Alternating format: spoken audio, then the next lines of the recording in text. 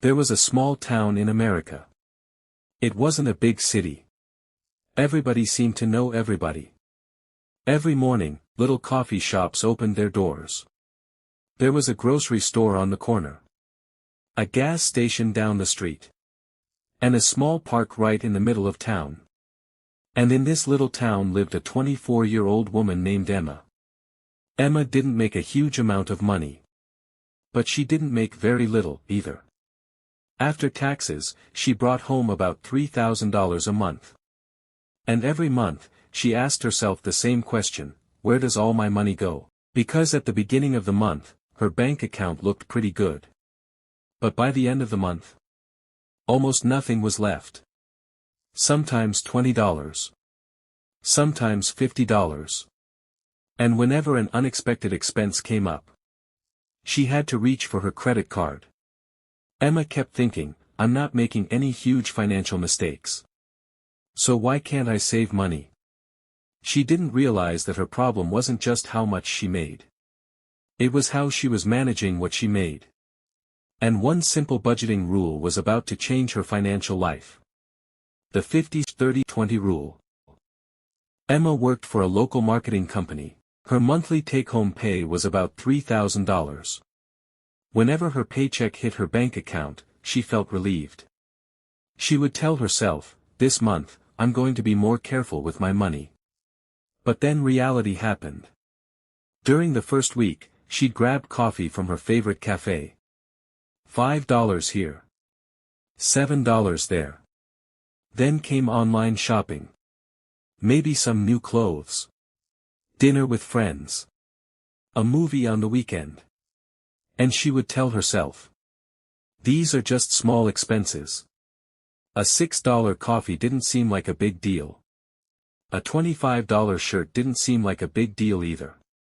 And a $40 dinner, I only do that once in a while. But there was a problem.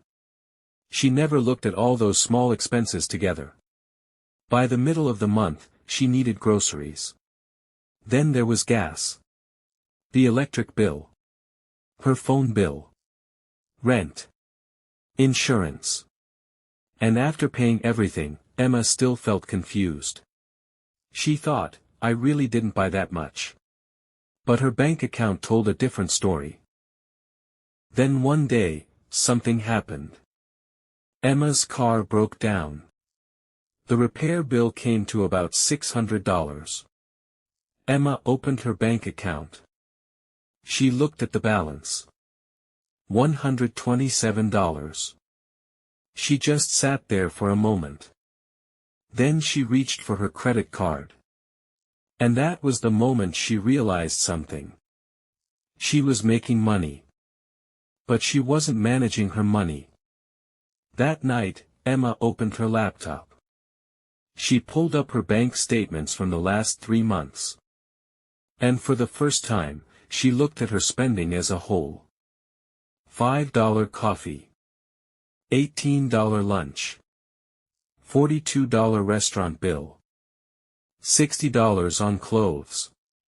$35 in subscriptions. $100 here. $50 there. Emma was shocked. She finally understood something. Her problem wasn't that she occasionally treated herself. The real problem was that she was spending her money first and trying to save whatever was left over.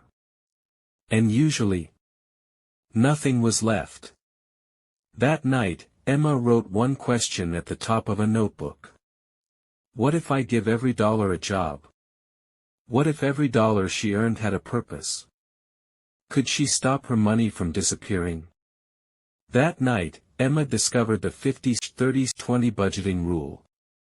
The idea was simple. Divide your monthly income into 3 categories. 50%, needs. 30%, wants.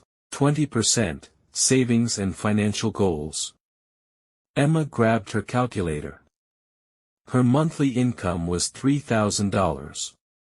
So, 50% was $1,500. 30% was $900. And 20% was $600. Emma stared at the calculator. $600 every month. She thought, can I really do that? Because before this, having $50 left at the end of the month felt like an achievement. And now she was talking about saving $600 every month. But then she understood something important. The goal of the 50/30/20 rule wasn't to make her perfect. It was to give her money a plan. Instead of asking, where did all my money go? She could decide ahead of time, where should my money go? Emma started with needs. Needs are the expenses you generally need to live and keep your life running. Rent. Groceries. Utilities. Transportation. Insurance. Minimum debt payments. Her essential expenses were around $1,500 a month. That was roughly 50% of her income. But Emma noticed something. Some months, her needs were higher than 50%. And that was okay. She realized that the rule wasn't a rigid law. It was a framework. If your rent is high, your numbers may look different. If you live in an expensive city, 50% might not be realistic. The goal isn't to force your life into perfect percentages. The goal is to understand where your money is going. Emma started planning her grocery trips. She canceled subscriptions she barely used. And she took a closer look at her biggest expenses. She realized something important. Big financial changes don't always require huge sacrifices. Sometimes you just need to know where your money is going. Then came Emma's favorite category. 30%, wants. This included things like, coffee, restaurants, movies, shopping, travel, entertainment, hobbies. And Emma learned an important lesson. A budget doesn't mean removing all the fun from your life. If she earned $3,000 a month and put every dollar toward bills and savings, she might stay disciplined for a few months. But eventually, she could get frustrated and give up. So, Emma gave herself up to $900 a month for things she wanted. But there was one major difference. Before, she used to ask herself, can I afford this? Now she asked, is this inside my budget? One day, Emma saw an $80 jacket she really liked. In the past, she probably would have bought it immediately. This time, she checked her budget. She still had room in her wants category. So, she bought the jacket. And she didn't feel guilty. Because this time, she knew she wasn't destroying her financial plan. Her budget wasn't controlling her. It was helping her take control. Then came the most important part. 20%, savings and financial goals. For Emma, that meant $600 every month. But there was a problem. She knew that if the $600 stayed in her checking account, she might eventually spend it. So, Emma made a simple decision. As soon as her paycheck came in, $600 would automatically move into her savings account. She called it, paying myself first. The first month, she saved $600. The second month, another $600. Then another. She didn't obsess over the balance every day. She simply let the system work. After 6 months, she had saved about $3,600. After 1 year, about $7,200. And then something happened. Her car needed another repair. The bill was $500. Emma looked at the bill. Then she looked at her savings account. This time, she didn't reach for her credit card. She simply said, I've got this. Those 4 words meant a lot to Emma.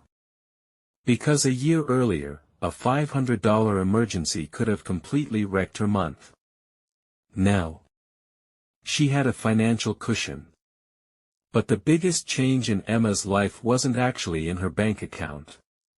It was in her mindset. Before, whenever her paycheck arrived, she would think, "What can I buy?" Now she thought, "What should this money do?" Before, she would spend first and think about saving later. Now, her savings came first. Before, an unexpected expense meant panic. Now, an unexpected expense was still a problem. But it wasn't a financial disaster.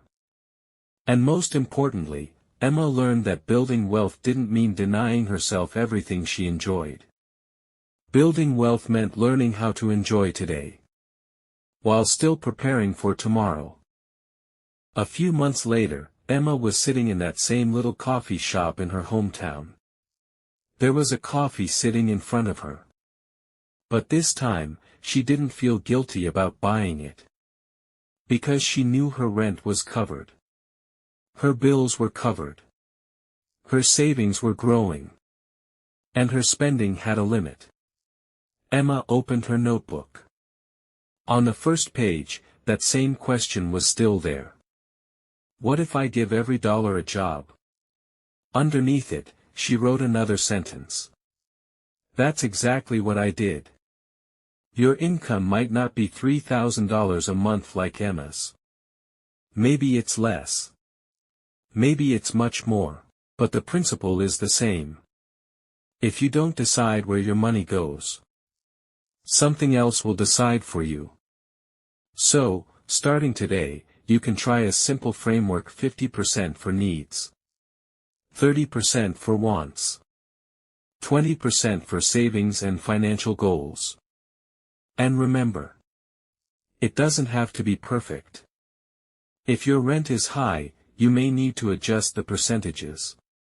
If you have debt, your priorities may be different. That's okay. The goal isn't perfection.